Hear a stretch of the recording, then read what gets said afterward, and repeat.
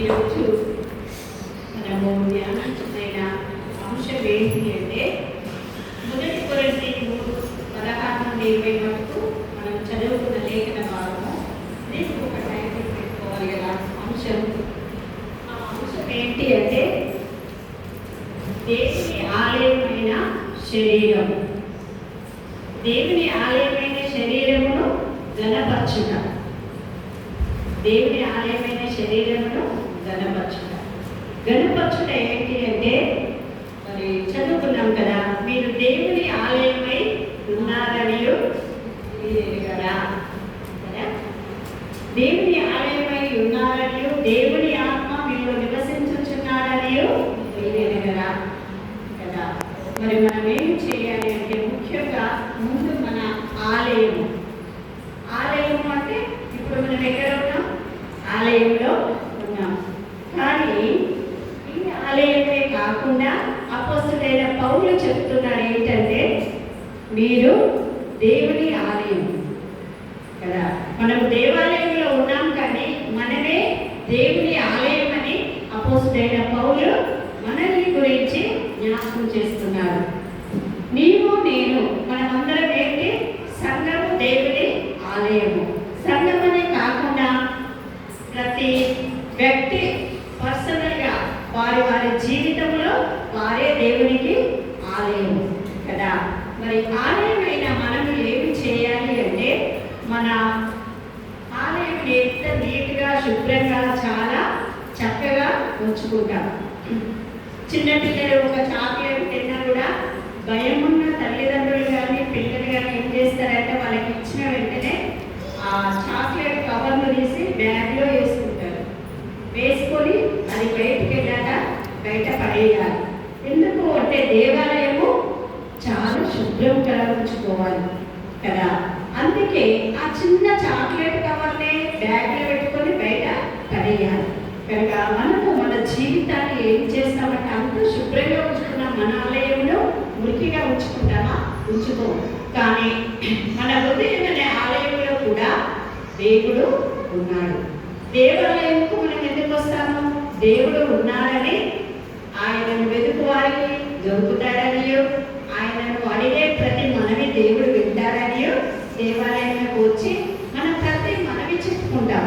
ఆరోగ్యంగా లేకపోతే ఆరోగ్యం ఇస్తాడని, మరి ఏ అవసరం ఉన్నా అవసరము దేవుడు తీరుస్తాడన్న ఉద్దేశంతోనే దేవాలయంలో వస్తాం.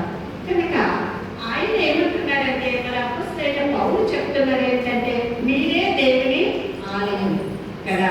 మన దేవాలయమును చాలా శుభ్రంగా ఉంచుకోవాలి, పరిశుభ్రంగా ఉంచుకోవాలి.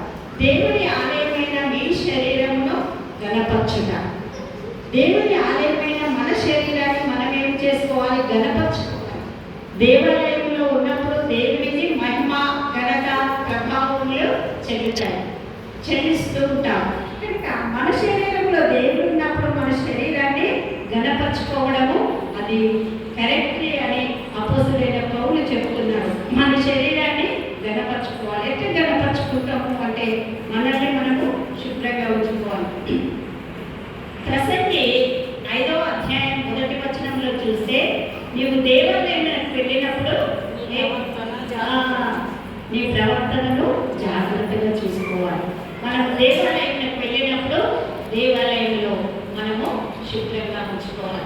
ఏం చేస్తామమ్మా? స్త్రీలమైతే ఆ గడప దగ్గరికి, మేము గేటు దగ్గరికి రాగానే వారి కొమ్ములు తీసి తలపైన వేసుకుంటారు. అది ఏంటి అంటే దేవాలయంలోకి వచ్చిన దానికి గుర్తు, అది శుభ్రంగా ఉంచుకున్నామని గుర్తు. కనుక మనము దేవాలయంలోకి వచ్చేటప్పుడు మన ప్రవర్తన ఎలా ఉంది, మనం చక్కగా ఉన్నామా? చాలా చక్కగా తయారై నీట్గా ఉండి దేవాలయంలోకి రావాలి. కనుక మనము ఎలా పైన శుభ్రంగా ఉన్నాము, మన హృదయంలో కూడా అంత శుభ్రంగా ఉండాలి మనం చూసుకోవాలి. మరి సొలొమోను మహారాజు అలా రాసినాడు.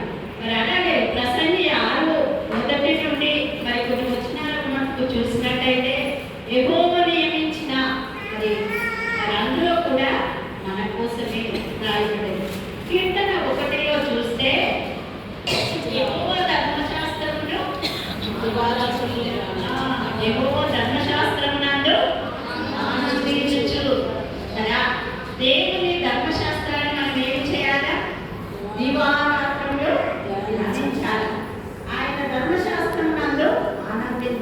వాక్యం ఆనందించుతారో నాకు తెలియదు. కనుక నేను వాక్యం చదువుతున్నప్పుడు వాక్యాన్ని బట్టి ఆనందించుతాం. దేవుని బిడ్డలమైన మనము దేవునితో సహవాసం కలిగి ఉంటే మరి ఆయన వాక్యాన్ని బట్టి మనం ఏం చేస్తాము? ఆనందిస్తాము. ఆనందించడం, ఆయన ధర్మశాస్త్రం నందు మనము ఆనందించడం, యెహోవా నియమించిన ధర్మశాస్త్రం నందు ఆనందించాలి.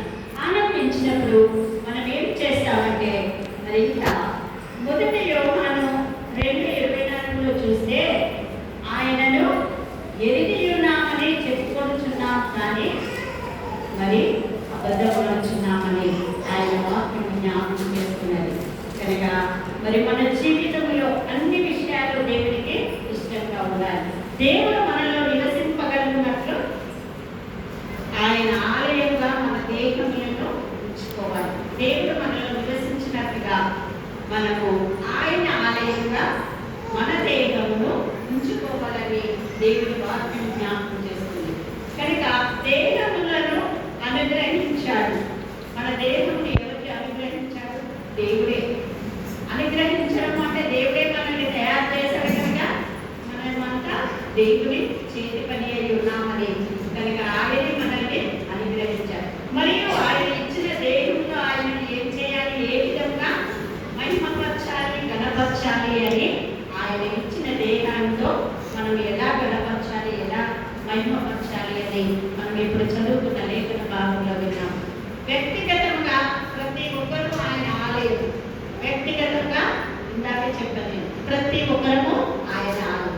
అందరం కలిసి సగమంతా కలిసి దేవుని ఆలయము. ప్రతి ఒక్కరు కూడా వ్యక్తిగతంగా ఎవరి వ్యక్తిగతం వారి, ఎవరి పర్సనల్ జీవితము వారికే ఉంటుంది కనుక వారు దేవునికి ఎలా ఉన్నారు అని జ్ఞాపకం చేస్తుంది.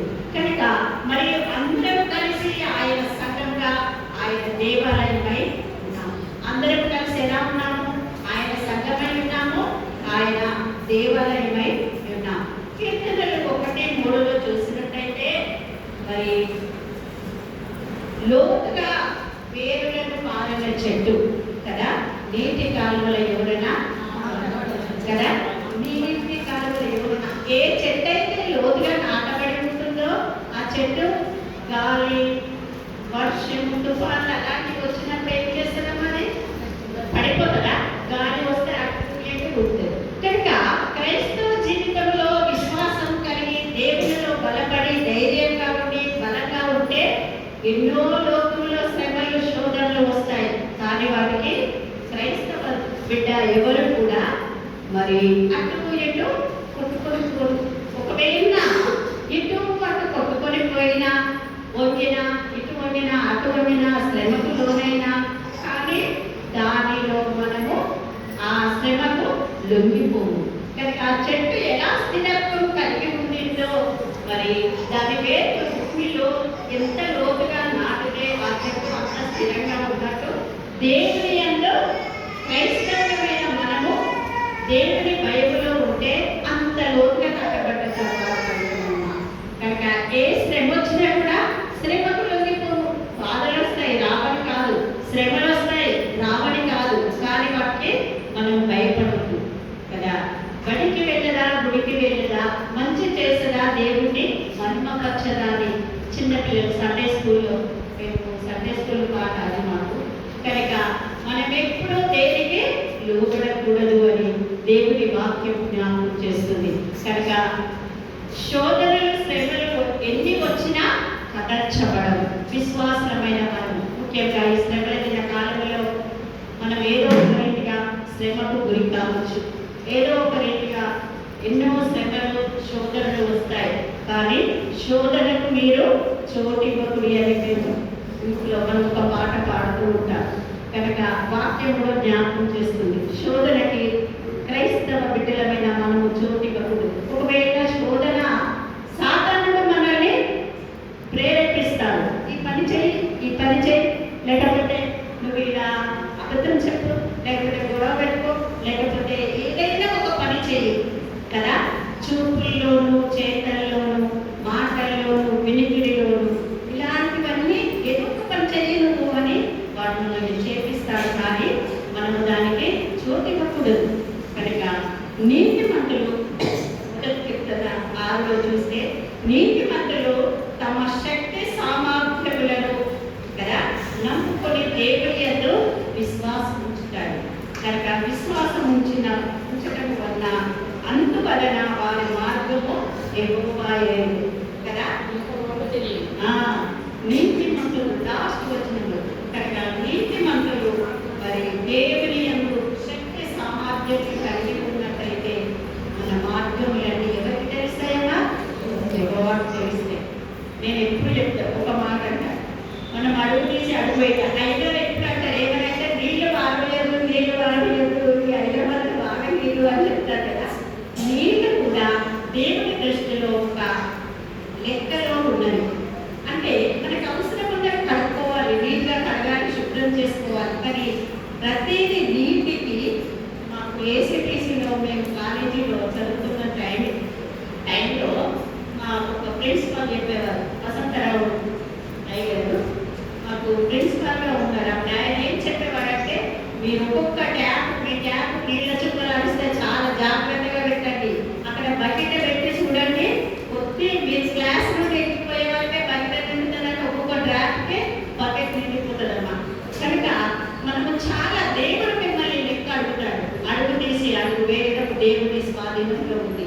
మనం మాట్లాడే ప్రతి మాట ఆయన గ్రంథంలో లిఖితములై జీవ గ్రంథంలో లిఖితములై ఉంటాయి. కనుక మనం ఏమి చేయాలంటే మన మాటలను కూడా చాలా మితంగా మాట్లాడాలి కానీ మితంగా మాట్లాడాలి. జోకులు వేసుకోవాలి, అది కావలసినంత మట్టుకే చేస్తూ ఉంటాం.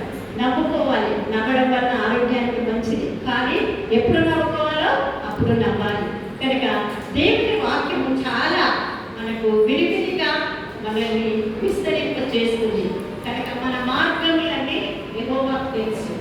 ఆయననే వెంబడించిన వారు మరి ధన్యులు. ఆయన జీవులయందు మరి ఎంచుకునే మార్గము మన గమ్యము దేవునికి ఇష్టమైనదిగా ఉండాలి. మరి నువ్వు దేవుని మందిరమునకు పోకున్నప్పుడు నీ ప్రవర్తన జాగ్రత్తగా చూసుకోవాలని చెప్పిన, నీవు దేవాలయంలో అడుగు పెట్టినప్పుడు లేవడం బయటికి పోవడం కదా. ఇది చెప్తున్నాం మా ప్రసంగి 5:1-2 ఉంది. నువ్వు దేవాలయంలోకి వెళ్ళినప్పుడు మరి అడుగు పెట్టినప్పుడు లేవడం బయటికి పోవడం అనేది ఉండకూడదు. నేనైతే నాకు చాలా భయం అని కూర్చున్నా అంటే మళ్ళీ లేవాలంటే కష్టం అనిపిస్తుంది. నాకు ఏదో అత్యవసరమైన పరిస్థితుల్లో కానీ లేకపోతే అసలు లేవు. కనుక మనం లేవద్దు, అటు ఇటు బయటకి తిరగద్దు. ఎందుకు అంటే దేవుని నామంలో ఉన్నప్పుడు మరి యూదా పేదరులైన మన 5వ వారు సహోదరులు చూసినట్టయితే వారు ఉన్న కొద్దిసేపు అయినా వారి టెంపుల్లో చాలా ధ్యానంలో ఉంటారు, భక్తిగా ఉంటారు. అంత దూరంలో చెట్లు వదిలేసి వచ్చి వాళ్ళు కబుర్లు కట్టుకొని చాలా భయభక్తుల్లో ఉంటారు.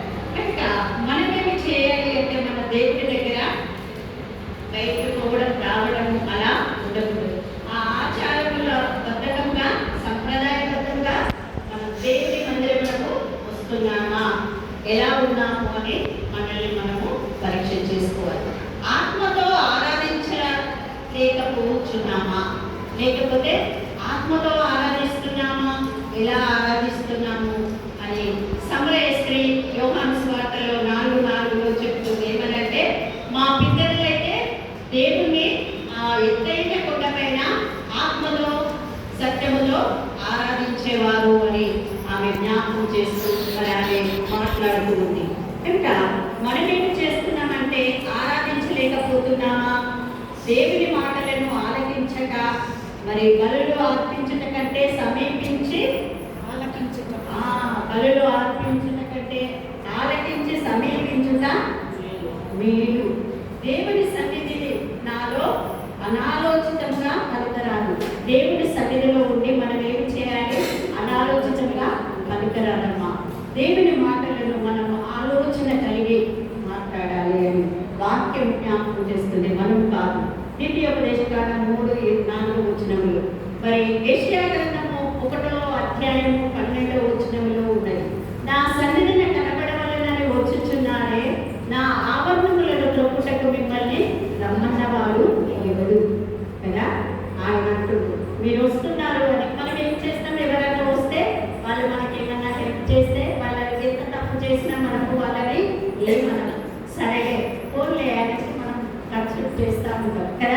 ఏమంటారంటే పోలేదు వాళ్ళు చేసినాం అనేసి వాళ్ళను మనము అలా ఓర్చుకుంటూ ఉంటాం. కానీ దేవుడు అంటున్నాడు వస్తారా లేకపోతే లేదు, నాకేం అవసరం.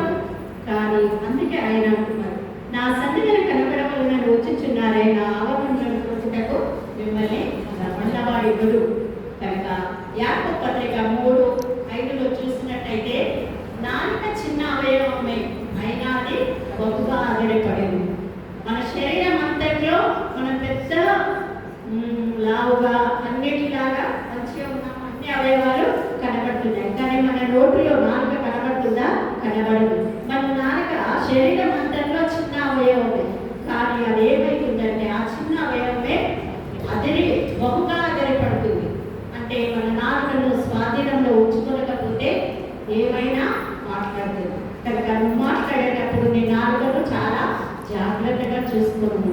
మన నాలుకను ఇష్టం ఉన్నట్టు వదిలిపెడితే ఏమనకపోతే మన నాలుక ఏదైనా చేస్తుంది. చిన్న నిప్రగా పెద్ద అడవిని తగలబెడుతుంది కదా. అడవిలో మంటలు తగులుతున్నాయి, మండుతున్నాయి అంటే ఏమవుతుంది? అక్కడ అగ్గి ఎవరో వేసినారు, ఎవరో అగ్గిపుల్లకి వేయొచ్చు, ఏవో చేయొచ్చు, అది అడగంతా తగలబడుతుంది. కనుక శరీరంలో మానవ హృదయంలో మన నాలుక చిన్న అవయవమే, కానీ అది అక్కడికి చెప్పినాను వారిద్దరికి పగలు పొక్కినాను కదా, ఒక పద్యం ఉంటుంది కదా. అలాంటి మాటలు మన నాలుక నుండి రాకూడదు అని యాకోబు పత్రికలో 3:5 జ్ఞాపకం చేస్తుంది. కనుక మన నాలుకను చాలా జాగ్రత్తగా ఉంచుకోవాలని దేవుని వాక్యం జ్ఞాపకం చేస్తుంది. ఆయనలో మీరు కూడా ఆత్మ మూలంగా ఎఫెసీయులకు రాసిన పత్రిక 2:27 ఆయనలో మీరు కూడా ఆత్మ మూలంగా దేవునికి నివాస స్థలమై ఉండుటకు కట్టబడుచున్నారు కదా.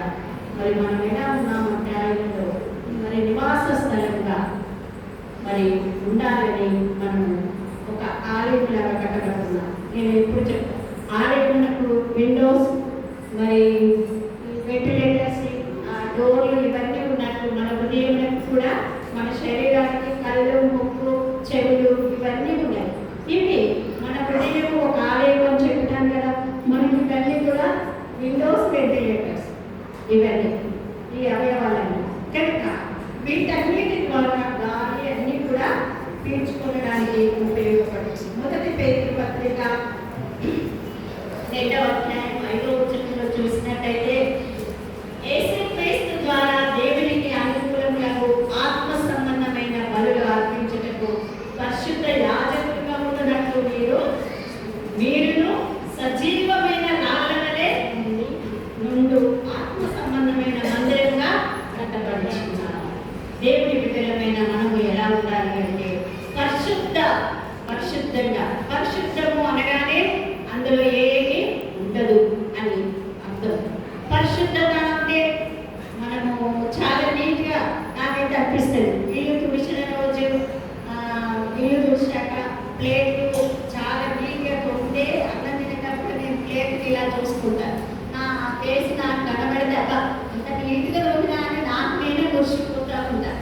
ఎందుకు అంటే చాలా బాగా కనబడుతుంది. అదే పరిశుద్ధత అని నాకు చిన్నప్పటి నుండి చెడ్డ అలవాటు ఏంటి అంటే ఎప్పుడైతే నీళ్ళు ఇచ్చినా చేయగలుగుతాను, మళ్ళీ అది తెచ్చి కడిగి పెడతాను, మళ్ళీ కడిగి మళ్ళీ ఆలోచిస్తూ ఉంటాను. అది నాకు అలవాటు. ఇప్పటికి కూడా నేను కడగండి ఏది ముట్టను ఉంటుంది.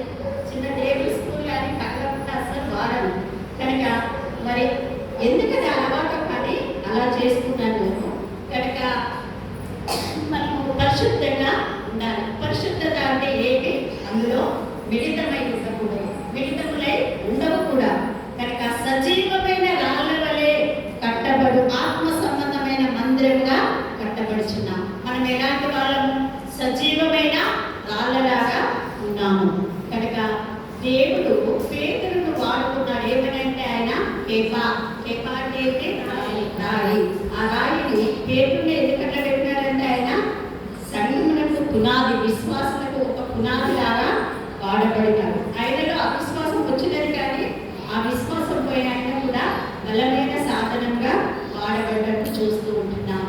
కనుక యోహాను 4:2 చూస్తే దేవుడు ఆత్మగత అని మనం ఆయన ఆ మాట చదువుతున్నాం. సమరయ స్త్రీ ప్రభువుని అడిగింది,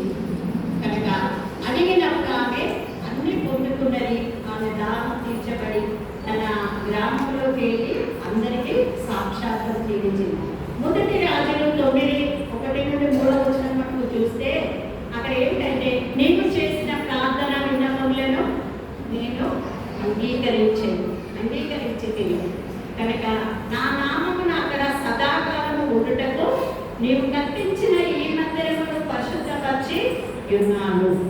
కనుక దేవుడి దృష్టిలో మన మందిరము పరిశుద్ధపరచబడిన వారిగా ఉండాలి. నా దృష్టియు నా మనసును ఎల్లప్పుడూ అక్కడ ఉండును.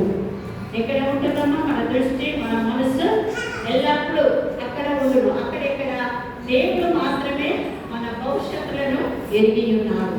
దేవుడే మన మనసు, మన ఆలోచన, మన అనాలోచితంగా ఎప్పుడూ దేవాలయంలో కూర్చోవద్దు, అనాలోచితంగా ఎప్పుడూ దేవుని నామాన్ని స్మరణ చేయకూడదు అని దేవుని వాక్యం జ్ఞాపకం చేస్తుంది. దేవుడు మాత్రమే మన భవిష్యత్తును ఎరిగి ఉన్నాడు. రేపు ఏమి జరుగుతుందో రేపటి దినముల గురించి నీవు అతిశయపడకము. ఏ దినమున ఏమి సంభవించినా మీకు తెలియదు అని సామెతలు 27లో ఉంది. కనుక మన జీవితంలో మనం ఏమి చేయాలి అంటే దేవుడికి ఇష్టమైన వారిగా ఉండాలి అని ఉంటుంది అని చెప్పజాలు. కనుక ప్రతి దినము విలువైనదిగా ఎంచి జీవించాలి. ప్రతిరోజు మనం ఏమి చేయాలి? మన జీవితము ఒక విలువైనదిగా దేవుడిలో ఎంచుకోవాలి. కనుక పౌలు మన జీవితానికి ఒక విధమైన మాటను జ్ఞాపకం చేస్తూ ఉన్నాడు. కనుక మనలో మనం ఏమి చేయాలి అంటే నేటి దినంలో చూసినట్టయితే మరి పౌలు వినయం గల వారికి జ్ఞానము లభిస్తుంది అని ఏమన్నారు? ఈ లోక జ్ఞానము దేవుడి దృష్టికి వ్యతిరేకమని చదువుకున్నాం. ఈ లోక జ్ఞానము దేవుడి దృష్టికి వ్యతిరేకం. అవును, లోకపరంగా స్టడీ ఉండాలా, చదువుకోవాలా, ఉద్యోగాలు కావాలంటే స్టడీ అవసరం కదా, సెక్యులర్ స్టడీ. కనుక మనము మన జీవితంలో ఆత్మీయ జ్ఞానంలో ఈ లోక జ్ఞానము దేవుడి దృష్టికి వ్యతిరేకం, ఇతరుల జ్ఞానం కొంచెమే అని మనము ఇతరులను చూసి ఏమనుకుంటాం? ఆమెకి ఏమి రాలేదు అని, అలాంటిది ఈమెకి తెలియలేదు అనేసి అనుకుంటాం. కానీ దేవుడు వాళ్ళ పట్ల ఒక ప్రణాళిక కలిగి ఉంటాడు. వాళ్ళని వెర్రివారని మనం ఎప్పుడు అనుకోకూడదు అని. వినయం గల వారికి జ్ఞానం లభిస్తుంది. ఎప్పుడు వినయం కలిగి దేవుడి సన్నిధిలో అడుగుతారో వారికి జ్ఞానం ఉంటుంది. కనుక వారికి అది సౌందర్యంగా ఉంటుంది. వినయంగా ఉంటే అన్ని వస్తువులు వేసుకుంటే మనిషి ఆడవాళ్ళు ఎలా ఉంటారు? సౌందర్యంగా కనపడతారు, అందంగా కనపడతారు. కానీ దేవుడి బిడ్డలమైన మనము ఏ వస్తువులు వేసుకున్నా ఆయన వెలుగు మనలో లేకపోతే మనము సౌందర్యంగా కనపడం, అందంగా ఉండము అని దేవుని వాక్యం జ్ఞాపకం చేస్తూ మరి పౌలు అంటున్నాడు, కొరింథీ విశ్వాసులను హెచ్చరిస్తూ ఉండగా అందులో మనం కూడా నేటి దినమున మనలను హెచ్చరిస్తూ ఉన్నాడు. 1 తెస్సలోనిక 5వ అధ్యాయం 16-17 వచనంలో ప్రతి విషయంలో మనం ఏమి చేయాలి? ప్రతి విషయమునందు కృతజ్ఞతాస్తుతులు చెల్లించుడి. ఇలా చేయుట యేసు క్రీస్తునందు నా విషయంలో దేవుని చిత్తము, ఆత్మను ఆర్పకుడి. కనుక మన జీవితంలో మనం ఏమి చేయాలంటే ఆత్మను ఆర్పకుండా ఉండాలి. ఆత్మను ఆర్పడము అంటే ఎలాగమ్మా? నరుని ఆత్మ ఏమన్నారు? యెహోవా పెట్టిన దీపము అంటే దేవుని వాక్యము, వెలుగు అంటే దేవుని వాక్యము మన హృదయంలో ఉన్నట్టయితే మనము సజీవుల లెక్కలో ఉంటాము. కనుక మరి సజీవులమైన మనము ఎప్పుడు మనలో నుండి దేవుని ఆత్మ ఉన్నప్పుడు మన జ్యోతి వెలుగుతూనే ఉంటాయి. ఆకాశ మండలం నందు జ్యోతులు ప్రకాశించినట్టు దానియేలు 3:12 ఉంటుంది. మీరు ఆకాశ మండలం నందు జ్యోతుల వలె ప్రకాశించుతారు అని వాక్యం జ్ఞాపకం చేస్తుంది. కనుక ఆత్మను ఆర్పకూడదు. ఒకటి అపొస్తల కార్యంలో చూసినట్టయితే 12:12లో ఒకటి చెప్తారు, ప్రార్థన గృహం. ఒకటి ఏంటమ్మా? ప్రార్థన గృహము. 2 చూసినట్టయితే ఇది దేవుని గృహము. 3వది చూసినట్టయితే ఇది దేవుని మందిరం. ఒకటి ఏమనుకున్నాం? ప్రార్థనా గృహం. 2వది దేవుని, ఇది ప్రేమ గృహం. 2వది ఏమన్నా? ఇది ప్రేమ గృహము. 3వది చూసినట్టయితే ఇది దేవుని మందిరము. 4వది మరి అపొస్తల కార్యము 3:1-20లో చూసినట్టయితే అతని ఇల్లు పాడైపోవును కాక. ఎవరన్నారు? ఇక్కడ యూదా గృహము. యూదా ఏం చేశాడంటే ఇది దేవుని మందిరము అని ప్రభు చెప్పినప్పుడు నీ హృదయమే నాకు ఆలయం.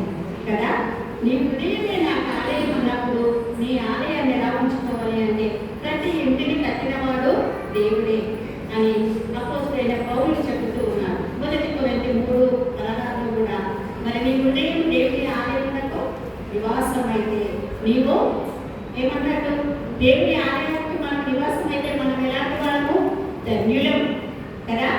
దేవుడు మనల్ని ధన్యుడు, నా బిడ్డ నువ్వు ప్రేమ గలదానివి, నా కుమారుడా నువ్వు ప్రేమ గలవాడు అని దేవుడు జ్ఞాపకం చేస్తున్నాడు. నీవు ధన్యుడు. మరి 1 కొరింథీ 6:20 చూసినట్టయితే దేవుడు అంటున్నారు, ఈ శ్రమల దిన కాలంలో ఆయన సిలువ వేయబడుతూ మరి ఆయన రక్తము సెలయేరులా మరి మూటలా ప్రవహిస్తున్నప్పుడు ఆయన విలువ పెట్టి కొనబడిన వారు కనుక మీ దేహములు దేవుని మహిమపరచండి. మనం ఎలాంటి వారు? విలువ పెట్టి కొనబడ్డవారు. దేవుడు ఎవరైనా మనల్ని విలువ పెట్టి కొన్నారా? మన తల్లి ఇచ్చిందా, తండ్రి ఇచ్చారా, మన తోబుట్టులు ఇచ్చారా, మన ఫ్రెండ్స్ ఇచ్చారా? కానీ ఎవరు మన కోసము వెల పెట్టి కొనలేదు. కానీ ఆయన మనల్ని వెలబెట్టాడు. వెల అంటే ఏంటి? ఆయన రక్తం, ఆయన ప్రాణాన్ని మన కోసము సిలువలో పెట్టి మనల్ని కొన్నాడు అని దేవుని వాక్యం మన జ్ఞాపకం చేస్తుంది. ఇలా మిమ్మల్ని కొన్నాడు కనుక మీరేమి చేయాలి? నా నామాన్ని మహిమపరచాలి అని జ్ఞాపకం చేస్తున్నాడు. కనుక దేవుని బిడ్డలమైన మనము దేవాలయమై, ఈరోజు అంశం ఏమన్నాను? దేవుని ఆలయమైన మన శరీరాన్ని గణపరచుకుంటాం. దేవుని ఆలయమైన మన శరీరమును మనం ఏం చేయాలి? గణపరచుకోవాలి. గణపరచుకున్నప్పుడు నేను కొన్ని మాటలు చెప్పినాను. ఏమన్నానంటే, ఒకటి ప్రార్థన గృహం కావాలి, ఒకటి ప్రార్థన గృహము, ఇది ప్రేమ గృహము, రెండవది ప్రేమ గృహము, మూడవది దేవుని మందిరము. మరి ఇవన్నీ మనలో ఉన్నాయా?